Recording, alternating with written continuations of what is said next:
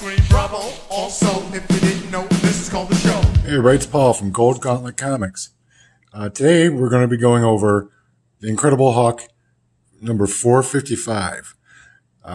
This is going to be part of a new series I'm doing on The Incredible Hulk. Anything else related to Hulk. Just love him to death, and I think it's time to go through some of these old books and show off what the Hulk is about and why so many of us love him. So as you can see, this one is Incredible Hulk versus X-Men. Tell you what, when I first got this book, I was like, this is better than a deep fried Twinkie. X-Men and Hulk. I love the X-Men too. Can't beat that. The story was great. Start out, we have our gatefold. Tells you all about what's been going on with the Hulk. Tells you about the different characters. There's lettering. It's excellent. So you can see we got Thunderbolt Ross, Janice, which is Rick Jones' granddaughter. Rick Jones is who Dr. Banner jumped out of. Bruce Banner jumped out in front of during the Gamma Bomb explosion. Betty Banner, at this point, this is his wife. And she's actually a daughter of Thunderbolt Ross. And then previously, basically, the Hulk separated from Bruce Banner by the villainous Onslaught and no longer able to transform, is stronger than ever, which is how we like him. Love him, just massively strong. The government, fearing the worst, has taken drastic measures in an attempt to capture him. Feeling alone and persecuted, the Hulk fled to the Savage Land, where he encountered and battled Wolverine and Kazar. All of a sudden he collapsed, and the Wolverine decided to carry him back. It's another one of my favorite characters, Wolverine. Love every time these two get in a conflict. You know it's going to be good. So he carries him back to the mansion. Wolverine does. Let's just go over who did this. You have Peter David for writer, Adam Kubert penciler, Dan Green inker, Digital Chameleon for colors, John Workman for letterer. Basically, some really great people on this. This came out in August of 1997. Thought, too, while we're going through these, look at some of these interesting advertisements. So, look at that art. Really pretty. Or not pretty, but really nice. One thing I noticed on this is there's not that many splash pages. As I remember in the late 90s, it seemed like everybody was backing off of splash pages. Not sure why, but I noticed that in this issue, it's a lot of panel layouts. The panels are great. It's funny. Wolverine's bringing them through, and everybody's going, he's going to wreck the mansion. He's going to wreck the mansion. Wolverine's like, oh, no, we'll come up with a plan. He won't wreck the mansion. You have Cable here. Storm's going for a swim. She sees Hulk going by. Freaks her out, of course. Who wouldn't it freak out? She calls X Factor. And she's asked if they have any kind of a plan or anything they can do to help her. They really sort of don't. But they're going to try to figure something out. Oh, Oreos. Universal. Yum. Back to the Future. Oh, yeah. Back to the Future ride. T2 3D. Which was really neat back then. And here we have Betty. She's reading a letter from Bruce. Somebody comes over and knocks on her door. Wants her, basically tells her it involves her father. Her father's been dead. So she's suspicious automatically. Meanwhile, we see Hulk at a graveyard. He's freaking out. Still freaking out. Look at, wham. Look at that. Turns out he's asleep, dreaming. They're all starting to get nervous. So they have a plan A and plan B. He wakes up and, of course, wrecks the machine. and the true power that he has just blows it apart.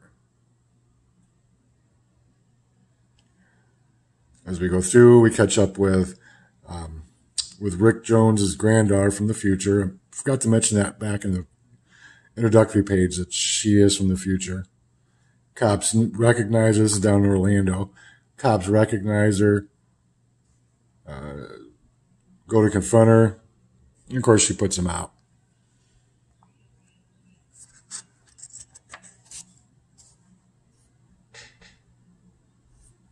See here, Hulk goes after Wolverine. Wolverine's like, I don't want to hurt you. They bring him, he goes through a door. You just guess who that is. Look at that light and the wording. Of course, it's Colossus hitting him with one of his beans. I love that. And of course, it's not going to do much to him. I mean, come on, it's the Hulk. He's dealt with worse than those.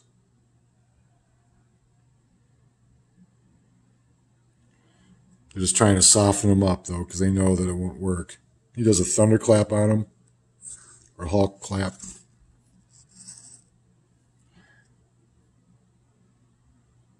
He's ticked. He finally escapes, runs into the woods. This panel layout's great. All the animals are gathering around him. They're the only ones he can trust.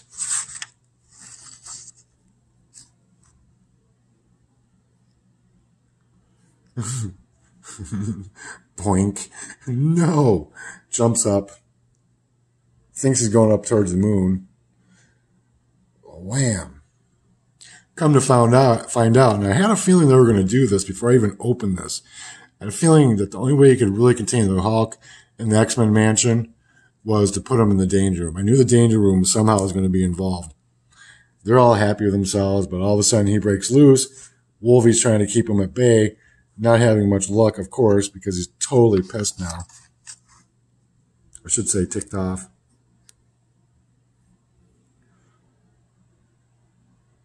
He recognizes the gun from Maestro.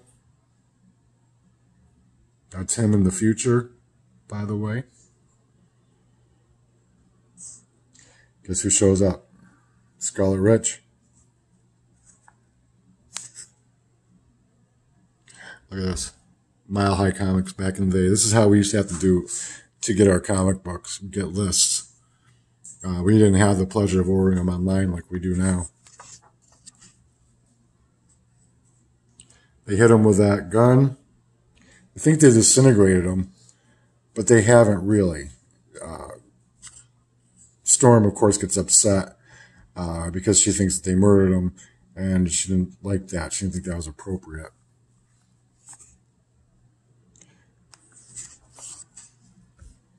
Meanwhile, there's Betty. Look at the silhouette. There's a Hulk. He got transferred to somewhere else by that shot.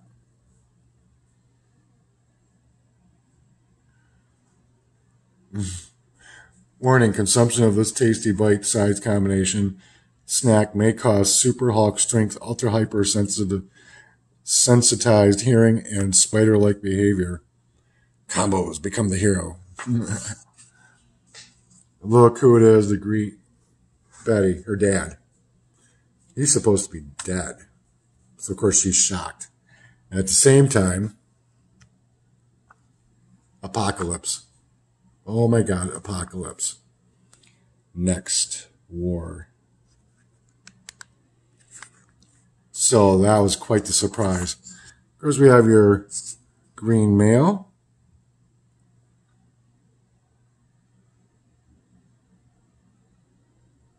Really didn't get to read over much of this, but yeah, it's just good old-fashioned mail letters.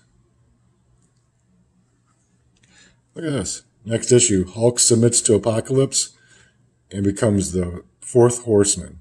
War. And, of course, as we go, next page, bullpen bulletins, all your upcoming titles. Sins of the Past. That's a great book. Deadpool #7. Cap, Silver Surfer, X-Force, Wolverine, Spectacular Spider, all the good stuff.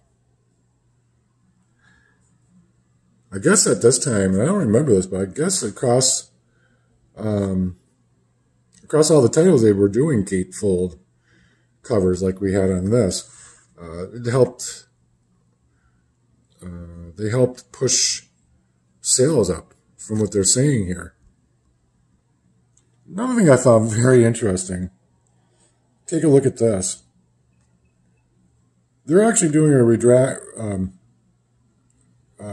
error. I wouldn't call it a redaction, but it's not a redaction. It's just correcting an error.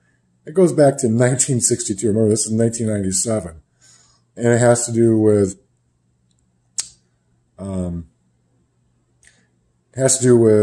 a miscredit to who did the inking on Thor Journey into Mystery number 83.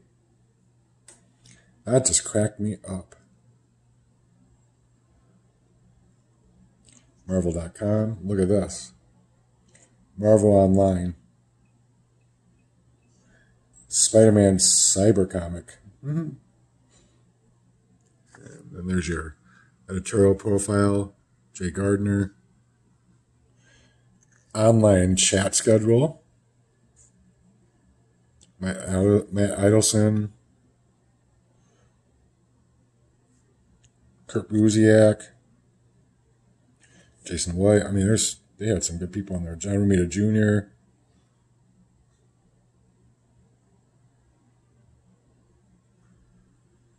How funny it's changed so much now. I don't even think they do those chats.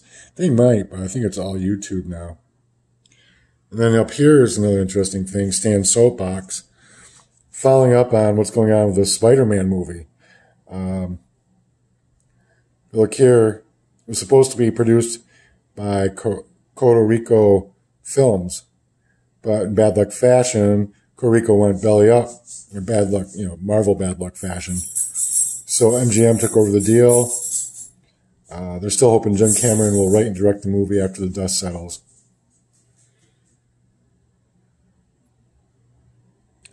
Rest in peace, Stan. We miss you. And this is interesting. Marvel Online. The Marvel Universe at your fingertips. On AOL. For a free AOL starter kit call. You didn't have to call. They mailed them to you all the time. I must have had like 100 AOL discs. It was crazy. It's funny how they bank on their characters to bring people in. Amazing Spider-Man, Wolvie, Spider-Man again. The whole new Marvel store online. It actually gives you instructions on how to go through it. And then here we have Maverick #1 coming out. I didn't really get into Maverick. I probably should have. It looks like a great book. George Gonzalez and Jimmy Chung. And then, of course, in the back, we all know this, the subscription page. And don't forget about your M&Ms. And look at that. This, if you look at my Immortal Hulk critique, I think this is where they drew the inspiration for that, the art in that. Captain Crunch, back of cereal box. Okay? I called that. All right, everybody. Thanks for watching. Remember to please subscribe and like. If you're already subscribed, thank you so much. Please like and share. Hope you have a great day. See you later.